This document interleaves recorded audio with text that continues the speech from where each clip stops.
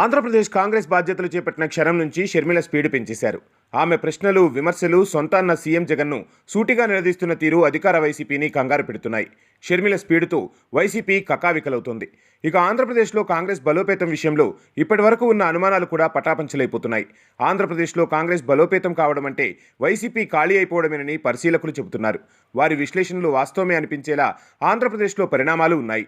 ఆంధ్రప్రదేశ్లో కాంగ్రెస్ పార్టీకి జవసత్వాలు తీసుకొచ్చేందుకున్న ఏ అవకాశాన్ని పీసీసీ చీఫ్ వైఎస్ షర్మిల వదలడం లేదు.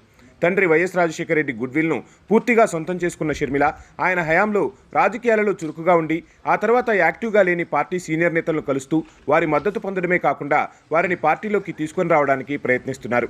ఇలా దూకుడుగా వెళ్తున్న షర్మిలను వైసీపీ టార్గెట్ చేసింది. సోషల్ మీడియాలో ఆమె ఇమేజ్ డ్యామేజ్ చేయడానికి ప్రయత్నిస్తోందని షర్మిల ఆరోపించింది.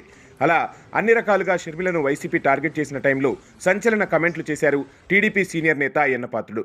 జగన్కు తల్లి, చెల్లి, బాబాయ్ అనే తేడా లేదని అన్నారు. దివంగత ముఖ్యమంత్రి రాజశేఖర రెడ్డి ఆయన ఆస్తిలో షర్మిలకు వాటా రాశారని, ఆ వాటాను షర్మిలకు జగన్ ఇవ్వడం లేదని చెప్పారు. షర్మిలను అంతమొందించినా ఆశ్చర్యపోవాల్సిన అవసరం లేదని, ఆమెకు భద్రత పెంచాలని డిమాండ్ చేశారు. విశాఖలో మీడియాతో మాట్లాడుతూ ఆయన ఈ కీలక వ్యాఖ్యలు చేశారు. తనకు కూడా జగన్ నుంచి ప్రాణహాని ఉందని, అందుకే తన రివాల్వర్ లైసెన్స్ను రెన్యువల్ చేయాలని దరఖాస్తు చేశానని అయ్యన్న చెప్పుకొచ్చారు. గన్మెన్ను పంపిస్తానని జిల్లా ఎస్పీ తనకు చెప్పారని, తాను వద్దని చెప్పానని తెలిపారు.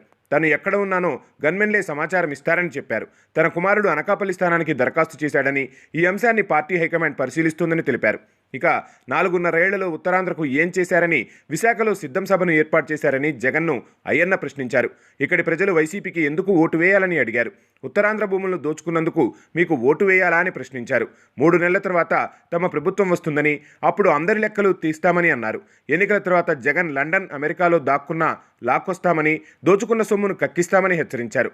విశాఖ బీచ్ నుంచి భీమిలి వరకు ప్రభుత్వ భూములన్నింటినీ స్వాహా చేశారని ఆరోపించారు అయ్యన్న.